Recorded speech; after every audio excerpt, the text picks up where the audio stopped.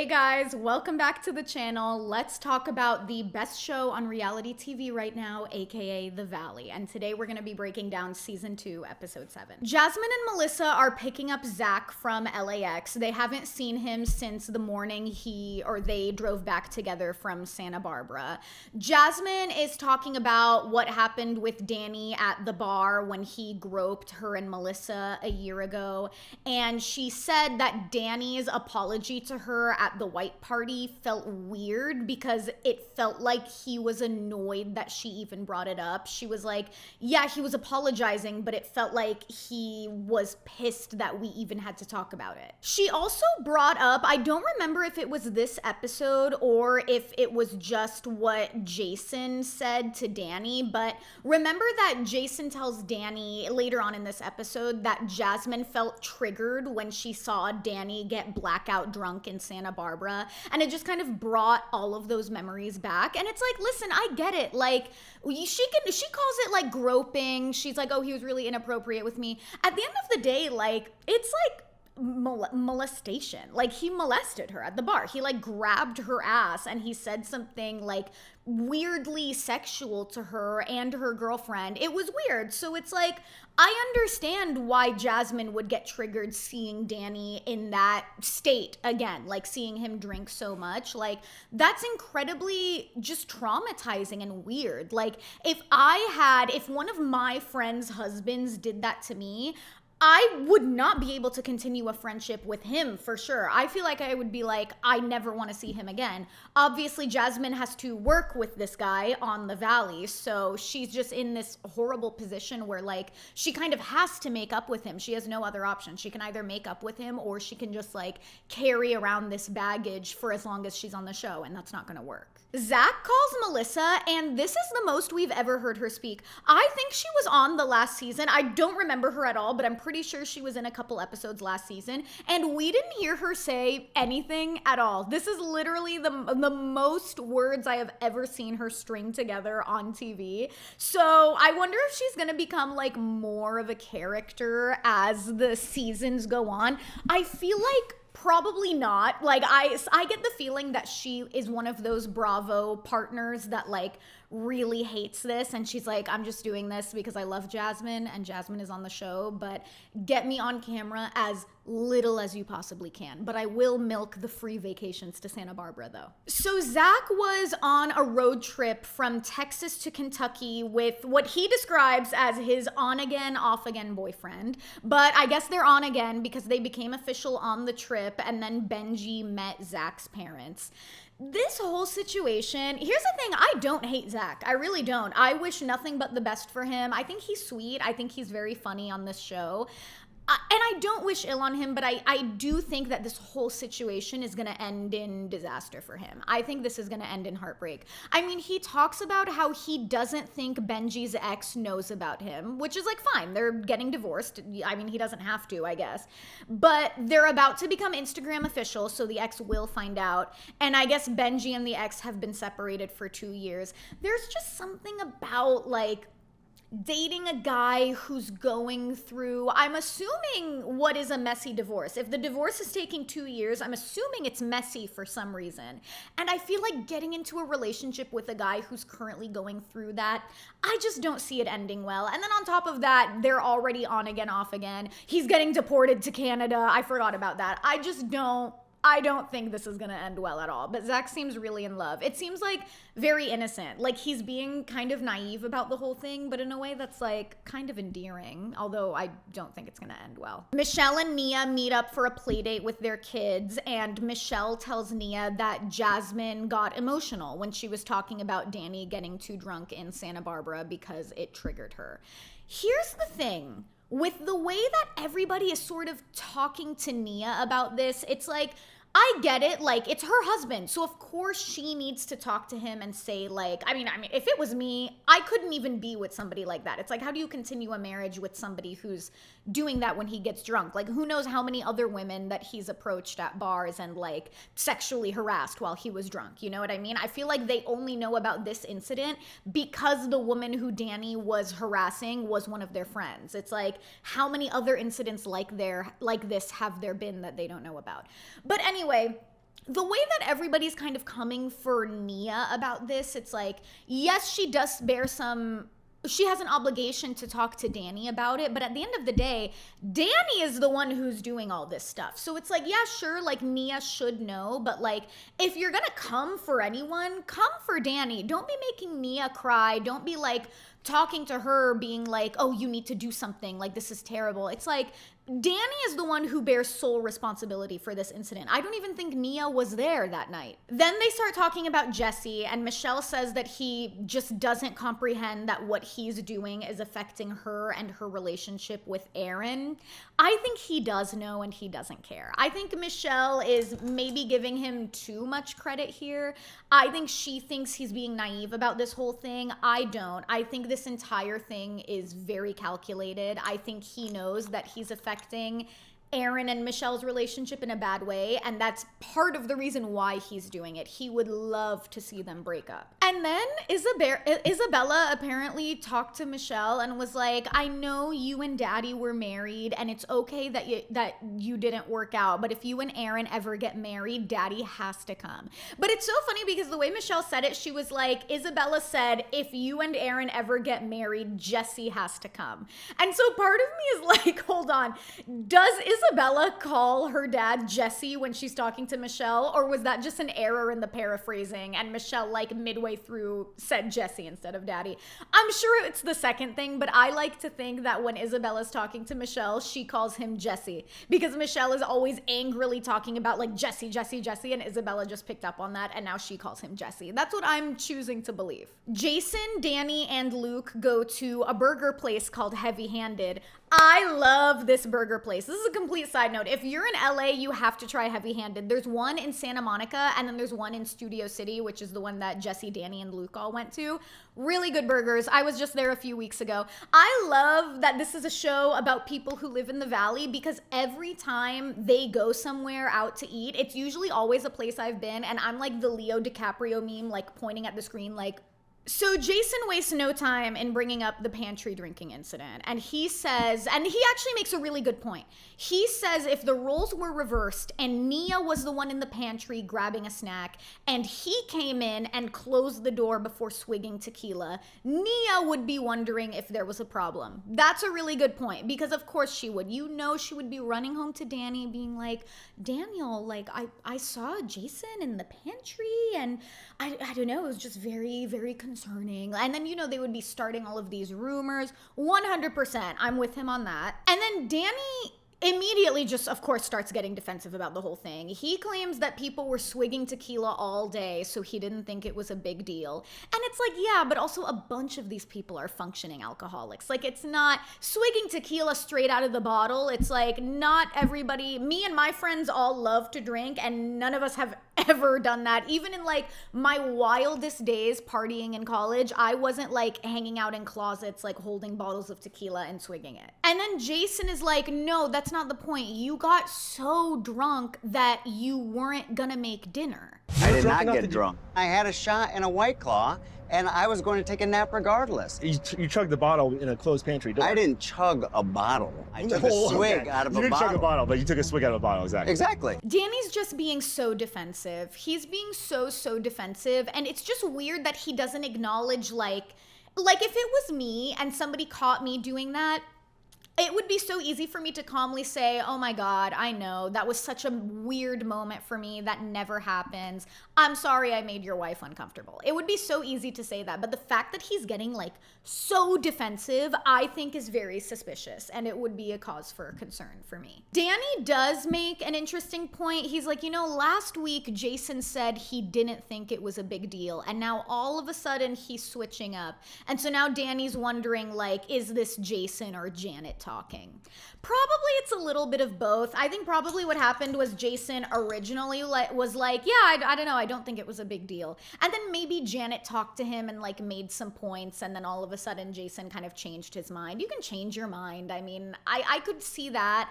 But then also, of course, I can kind of see like in the Janet-Jason relationship, Janet is definitely like the socially dominant one. Like, I can see her kind of being the puppet master, like controlling, you know, the opinions of the couple, if you know what I mean. Like, she's the leader in that sense. So I can sort of see that too. Then Jason also tells Danny that Jasmine's still feeling upset about the groping incident. And then Danny says he didn't know and he's gonna talk to her. And then in the confessional, he goes, I don't treat women like that. I don't treat people like that. But it's like, clearly you do because you did. You know what I mean? You can't say like, oh, I don't treat women like that. You literally did. You treated 2 women like that. So then we get another video diary from Jax in the mental health facility. Last episode, when we didn't see Jax at all, I was like, oh my God, this is great. It was awesome. And now it's like this episode, he's back. This was such an eye roll. This was so annoying to watch. He's talking about how it's an exciting day for him because he gets to see his son. And he gets so fake emotional. He's sitting there crying, like wiping away tears that are not there. There were no tears. He was not crying. He was wiping away nothing, dry skin. And then he goes, I don't know if I'll get to see Brittany, but I really hope I do because I have so many things I need to say to her. And he's like, I can finally sleep at night now that there's been so much weight just lifted off my shoulders. It's like, does he know that Brittany is also on this show and can talk to the camera and tell people what's really going on? Like, he is so naive to think that there are people out there, and I mean, there are probably freaks out there who are on his side, but he's so naive to think that he can just hop on camera and just completely control the narrative, and like everybody's just gonna believe him over what Brittany says. He's such, I mean, it's like what Brittany says, he's such a narcissist. He's a textbook narcissist. Speaking of Brittany, she's at home with her mom, and her mom is helping her set up for like a shark themed pool party she's having. So everybody's coming over, bringing the kids. Luke and Kristen come over, and Brittany tells them that the nanny dropped off Cruz to have 30 minutes of alone time with Jax at a park. And then Brittany came to the park to talk to Jax, and it went horribly. And apparently, this is like scary. This is really, my boyfriend was watching this on the couch. Literally, he had never heard of these people or seen a single frame of this show. And even he was like, oh my God, that is so scary. So Jax came to he and Brittany's house to get more stuff. And he uncovered all of the security cameras that he had installed, because I guess previously he covered up the security cameras with like little pieces of paper and playing cards so he could sneak girls in. So he uncovered the cameras, and from rehab, he would text Brittany like, oh, I know you're wearing ripped jeans and this kind of top. That is so scary, and just straight up mask off abuse. He is intimidating her. Like, he's saying that to her to try to intimidate her and scare her and let her know, like, you are never truly alone. You are being watched. Oh my God, that is like bone chilling. I would be scared for my life if my husband was in rehab and was texting me stuff like that. Then she says that Jax told her he wants to start fresh and date again. And then he says he signed a lease for a condo next door to Tom Schwartz. He tells me that he signed a lease, and he was like, didn't I? To the therapist, and she was like, because I wouldn't have even believed it unless because Jax lies about everything. And I'm like, you guys let him sign a lease while he has been in rehab? Then I find out it's next door to Tom Schwartz. Oh my God. What a loser, dude. What a loser. Just, he thinks that life is just one giant frat house. I just cannot. It's like, if not being able to see your son unsupervised isn't rock bottom, signing a lease in a condo next door to Tom Schwartz in your mid-40s, that's rock bottom. You cannot tell me that's not rock bottom. Danny meets with Jasmine and Melissa at a brewery to apologize for the groping incident, to talk that all through. And Jasmine, she makes some really good points, and it's interesting to me as somebody who's not a member of the LGBTQ community. This was something like new to me that I also learned from this. But Jasmine says that being in a relationship with a woman makes people not take them seriously as a couple. Like, guys would go up to them at bars and be like, oh, you guys are dating? Kiss, so I know it's real. As if like the only reason 2 women would date is for the entertainment and pleasure of men. So that was really eye-opening for me. That was something that I had never like thought about before. And then Melissa says that the situation would have ended so differently and escalated so much more if she was a man and Danny did that to Jasmine. It's like, basically, imagine if Danny did that to Nia instead of Jasmine. Or no, Nia's his wife. Jesus Christ. I'm forgetting all these people's names. Imagine if Danny did that to Michelle when she was still married to Jesse. Jesse would have flipped out. But because it's Jasmine and Melissa, it's just like, oh, I can just, say a quick half-ass sorry and it'll be all swept up under the rug. And then Jasmine starts crying, saying that she shouldn't have to defend her relationship or demand respect. And in the confessional, she says that if she was Jason and Danny did this to Janet, it would have gotten crazy. I definitely think, so like Danny apologizes and it seems like they make up. It seems like it's over for now. But it seems like maybe Jasmine has a lot to work through in terms of her own triggers. Like, this happened a year ago and she's still crying about it, which obviously I get it, it's very traumatizing, but I feel like there's just a lot more going on internally about, like, I don't know, it seems like there's some baggage there and some like unresolved issues that she hasn't dealt with that I feel like she needs to explore further. Like, why is this something that's still triggering you so easily a year later? I'm not saying she's not justified for it, but it seems like something she needs to explore more with a therapist. Luke and Kristen get brunch with Jesse. This trio scares me so much. They get brunch with Jesse. Anytime the three of them are alone, some drama's about to go down. Kristen and Luke are mad at Jason for being mad at Danny. Literally, I have no idea why. It's Kristen specifically, like why Kristen is choosing to make this such a big deal. Like, I get it. Nia told her story at dinner in the last episode. She talked about being homeless. Obviously, she has like a very tragic and sad backstory. But Kristen took that and was just like, okay, nobody's allowed to criticize Nia for anything now. And it's like, okay, that's not how stuff works. Like, everybody has baggage in their past, obviously some more intense than others, but like, just because Nia had a tragic past, it doesn't mean that like she shouldn't be held accountable for stuff that goes on in the present. But anyway, then Kristen says like Jason's in no space to be judging anybody's relationship. Keep your wedding ring on all the time and then you can start talking. Literally every single person in our group and adjacent to our group has been talking about for a year that when Jason goes out, that he takes his wedding ring off. So it's apparently been a rumor for a long time that Jason takes his wedding ring off when they go out. And Jesse's immediately like, this isn't anybody's business. And in the confessional, he just says it's a stupid rumor. But so I watched the after show, and in the after show, it seems like Jasmine is the one who started this rumor initially, and it's like Jasmine told, I think, Luke, and then Luke told somebody, and it slowly got all the way around the group, but I don't think anybody's seen him do it firsthand. For me, this seems like a reach. I don't know if I believe it. I just don't. Jason just seems like such a like a nobody in terms of reality TV, but at the same time, those are often the guys who get you, like the guys who seem harmless. So it's like, I guess I could see it happening both ways, but there's just no evidence. And even Jesse, in the confessional, he makes a good point. He's like, I took my wedding ring off like at the gym, or if I had to run out to the grocery store real quick, I wasn't going out of my way to put my ring on, which is like kind of a good point. Broken clock is right twice a day. Brittany's pool party. Zach shows up wearing like a torn up shirt, and at first I didn't get it, but then I realized it was supposed to be shark bites, and I was like, all right, wait, that's kind of funny.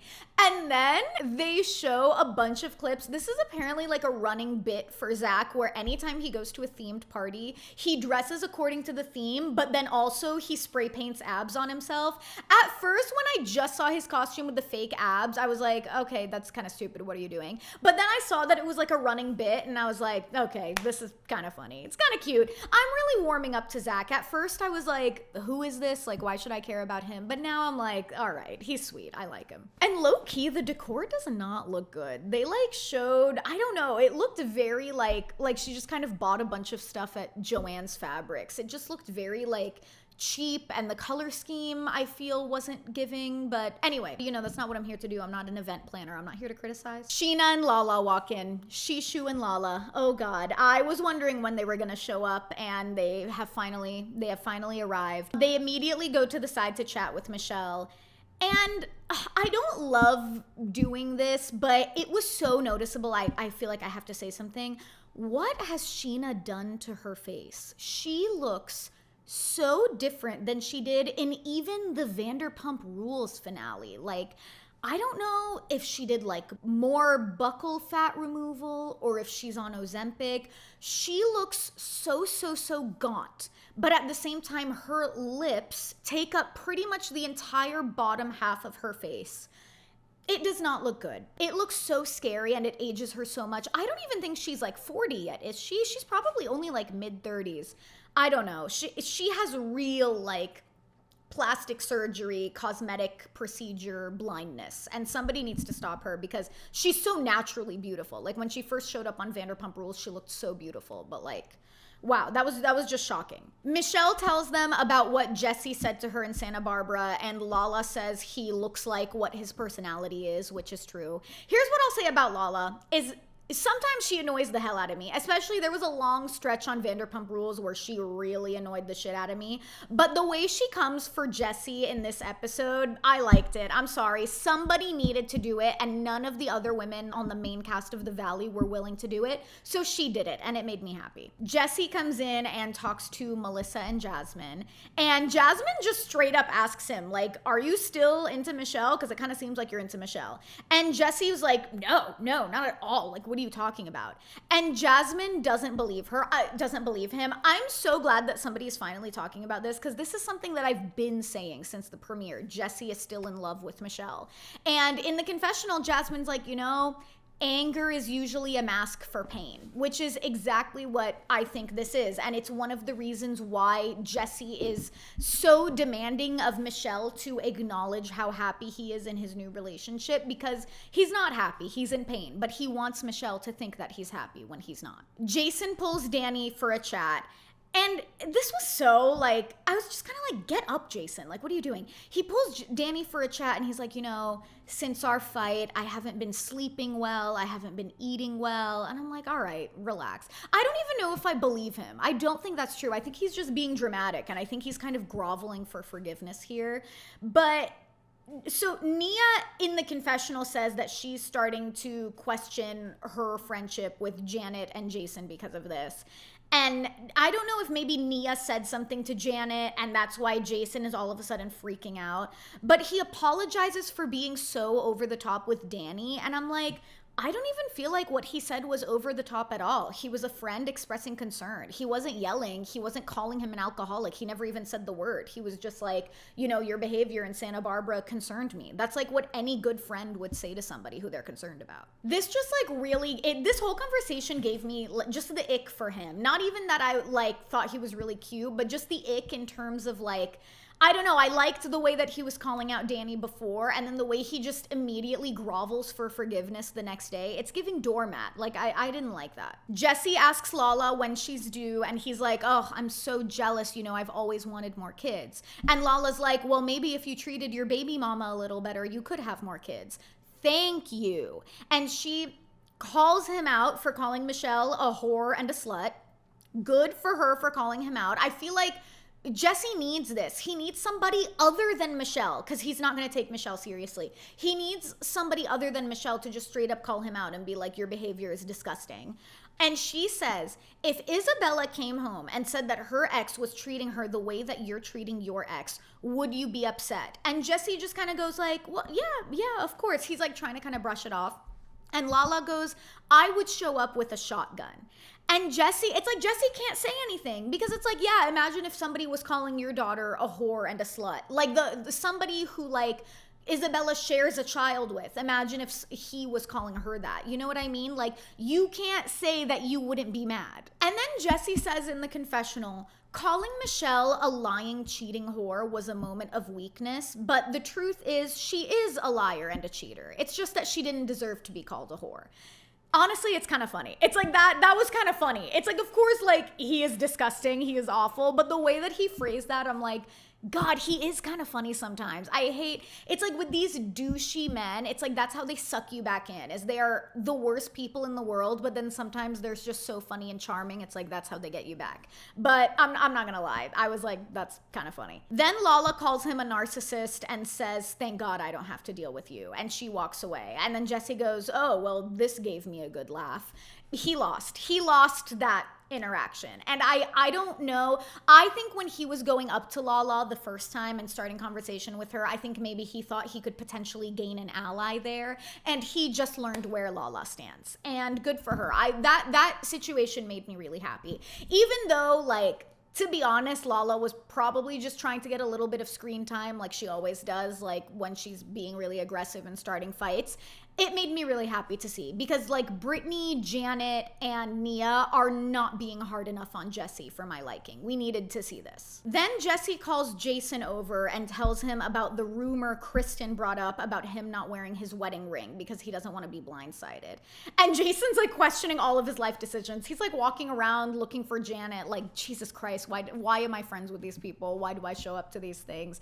That would be me. I feel like that's Melissa. When Jasmine gets involved in some stuff, that's what Melissa saying. I'm sure her and Jason have some text threads about that. He pulls Janet and starts to tell her what's going on when Luke and Kristen come over. And Jason's like, honestly, let's just rip the band-aid off. Just tell me what I did, which is like, good. I'm really happy we're not dragging this out with any more like miscommunication. It's like, let's just talk about this right now. And he's relieved when he hears that this is literally just about him taking off his wedding ring, because he's like, okay, well, I don't do that. So then Jasmine comes over and Jason asks her to defend him. He's like, you knew me when I was single. I wasn't even hitting on women when I was single. What makes you think I'm gonna hit on women when I'm married? I can see Jason being like that. Like, I can see Jason just being like total introvert, super awkward with women, like not scared to go up to a woman at a bar. I could kind of see that. But then at the same time, I could also kind of see, like, you know, he has this newfound fame on the show. Like, he's probably getting a lot more attention. And I mean, he's a good looking guy. He's really good looking. So like, who knows if he's getting a lot more attention than he used to get, like maybe he does kind of take advantage. I don't know. Janet asks for an apology from Kristen, and Kristen says that she hasn't been friends with Janet and Jason for a while, so she doesn't know what Jason does when he goes out. So it's like, okay, then why are you spreading this rumor? I feel like Kristen just right then and there outlined why you shouldn't believe anything she says. She literally is like, well, we haven't been friends in a while. I don't know what you do. So it's like, okay, then why are you claiming that he takes his wedding ring off when you just said you don't know what he gets up to? And then in the confessional, she's like, you go after Danny and Nia, I go after Janet and Jason. It's like, that is just, it's just so baseless. This all just feels really stupid, to be honest. Brittany pulls all of the women aside and tells them about what Jax told her at the park about wanting to start fresh and renting an apartment next door to Schwartz. The women are gagged. When they hear Schwartz, especially Sheena and Lala, they're like, they are literally so gagged. I would also be horrified. And then Brittany thinks that he's gonna leave and stick her with the $14,000 monthly mortgage, which is like, oh my God, nightmare. The girls all tell her that it's time to start talking to a lawyer, and Brittany says that she has an appointment next week with one. Thank God. Took her way too long. She should have started this process months and months ago, probably even before the coffee table incident happened, but thank God. And then they all put their hands in the middle and go, divorce. Then in this last scene, Brittany and Jasmine meet up with Schwartz at Jax's bar, which I think is literally called Jax's. And Brittany goes, it's pretty slow tonight. And based on the reviews, I think it's probably pretty slow every single night. If you don't know about Jax's, I walk by it all the time. It's on a major street. It's literally right next door to a popular chain of bars in LA called, is it called Roscoe's? I think it's called Roscoe's, but it's like a sports bar. And I think Roscoe's owns the property that Jax's bar is built on. I think it's like their kind of ADU or like a little back deck. And Jax has built his bar on that back deck. So it's like Jax is literally attached to another bar. I don't understand that business model. I guess it's maybe like if you don't want to go to Roscoe's because it's a sports bar, you could just go next door to Jax's.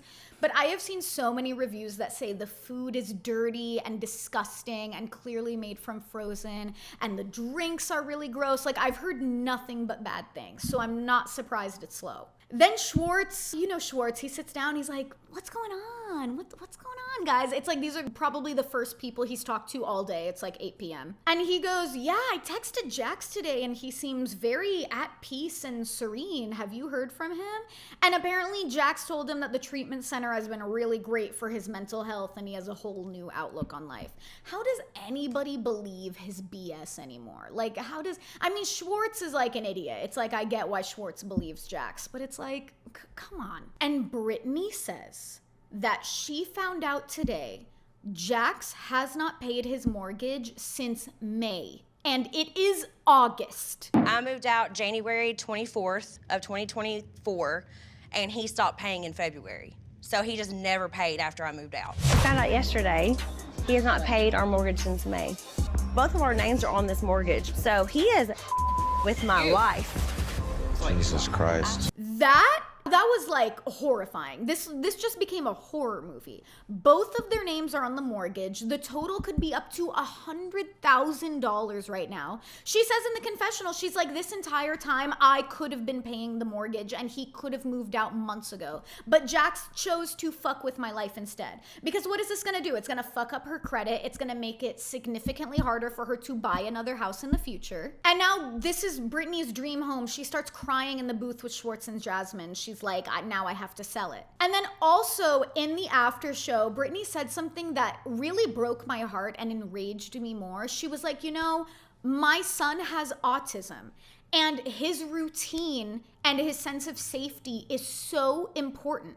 And what Jax has chosen to do is just mess with that completely. He didn't care. He stopped paying the mortgage on the house, so now we have to move from rental home to rental home. And now I'm gonna have to sell the house, and who knows if I'm gonna be able to buy a new one because you just messed with my credit. And the person this is gonna impact the most is Cruz, because this is going to be so disruptive to his sense of routine and safety, which is so important when you're a child with autism.